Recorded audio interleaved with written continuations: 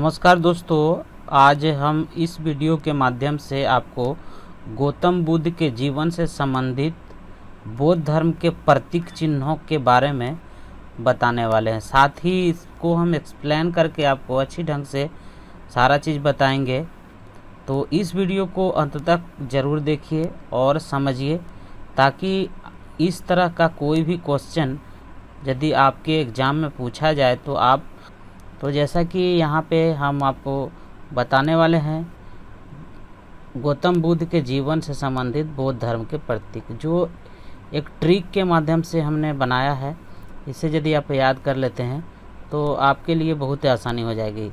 देखिए, हम आपको बता रहे हैं क्या लिखा हुआ है। जब जन्म कमल पर होगा तब निर्वाण पद चिन्ह कहलाएगा, घोड़े पर गृह त्याग कर लोगे तब ज्ञान पीपल के नीचे पाओगे, मृत्यु को पाकर अपनी खुद स्तूप बनाओगे। यहाँ पे देखिए, जो भी हम रेड कलर से हाईलाइट किए हैं इसी के बारे में हम बताने वाले हैं। तो आइए, जैसा कि अभी देखिए यहाँ पे आपके सामने आ गया, यही ट्रिक है और इसी को याद कर लेना है। याद रहे कि जन्म का प्रतीक चिन्ह क्या है? कमल है। साथ में आपको याद रखना है साण भी होता है, यानी कि जन्म, गौतम बुद्ध के जन्म का प्रतीक चिन्ह कमल और साण है। निर्वाण का प्रतीक चिन्ह क्या है? पद चिन्ह है। तो वही चीज़, जैसे कि जन्म कमल पर होगा तो जन्म का कमल हो गया।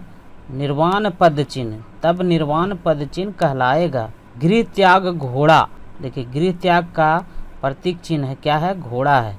तो यहाँ पे क्या लिखा है? घोड़े पर गृह त्याग कर लोगे तब ज्ञान पीपल के नीचे पाओगे। यानी ज्ञान का प्रतीक क्या है? पीपल वृक्ष, यानी कि हम इसको बोधि वृक्ष भी कहते हैं। बोधि वृक्ष भी कहते हैं। क्या कहते हैं? बोधि वृक्ष। उसके बाद है, देखिए, मृत्यु को पाकर अपनी खुद स्तूप बनाओगे। मृत्यु को पाकर अपनी खुद स्तूप बनाओगे, यानी कि मृत्यु का जो प्रतीक चिन्ह है वो स्तूप है।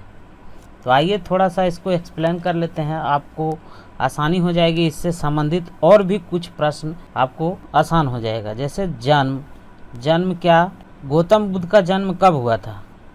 563 ईसा पूर्व में हुआ था।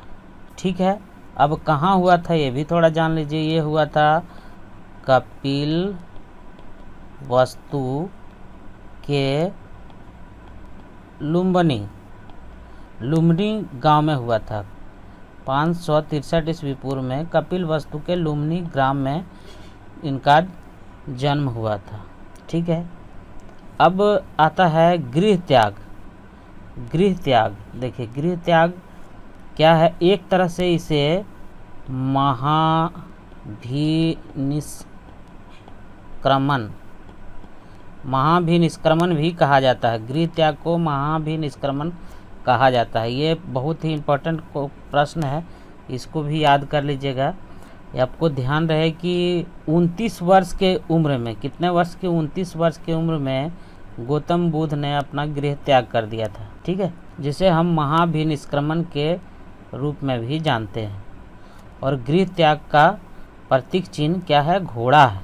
ठीक, उसके बाद देखिए, गृह त्याग करने के बाद वो 6 वर्षों तक कठिन तपस्या करने के बाद निरंजना फल्गु नदी, इसको फल्गु नदी भी कहा जाता है, के किनारे पीपल वृक्ष, इसे बोधि वृक्ष भी कहा जाता है, के नीचे से ज्ञान प्राप्त हुआ था। किसको? गौतम बुद्ध को।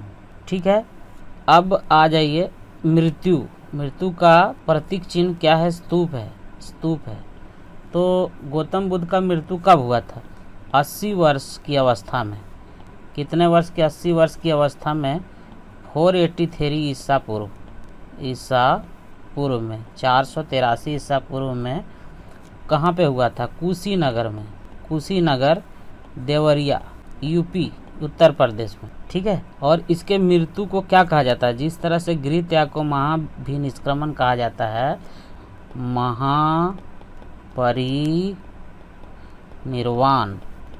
महापरिनिर्वाण कहा जाता है। मृत्यु को महापरिनिर्वाण कहा जाता है। ठीक है, तो ये थी आज का गौतम बुद्ध से संबंधित प्रतीक चिन्ह के बारे में कुछ प्रश्न, जो उम्मीद है कि आपको ये वीडियो अच्छा लगा होगा। तो आज का सवाल हम आपको पूछने वाले हैं, तो यदि आप रेडी हैं तो फटाफट इस सवाल का जवाब दे दीजिएगा। तो आज का सवाल है, बौद्ध धर्म का त्रिरत्न कौन कौन सा है? फिर से आपको हम बोलते हैं, बौद्ध धर्म का त्रिरत्न कौन कौन सा है? तो यदि आप जानते हैं तो फटाक से कमेंट कीजिए और बताइए कि बौद्ध धर्म का त्रिरत्न कौन कौन सा है। तो आज का ये वीडियो में बस इतना ही, और नेक्स्ट वीडियो में हम बहुत कुछ और भी बताने वाले हैं। तो यदि जानना और सीखना चाहते हैं तो हमारे चैनल वीडियो स्टडी जन को सब्सक्राइब कर लीजिए और इस वीडियो को अधिक से अधिक शेयर और लाइक ज़रूर कीजिएगा। तो मिलते हैं नेक्स्ट वीडियो में, तब तक के लिए नमस्कार, जय हिंद, जय Bharat. Thank you for watching.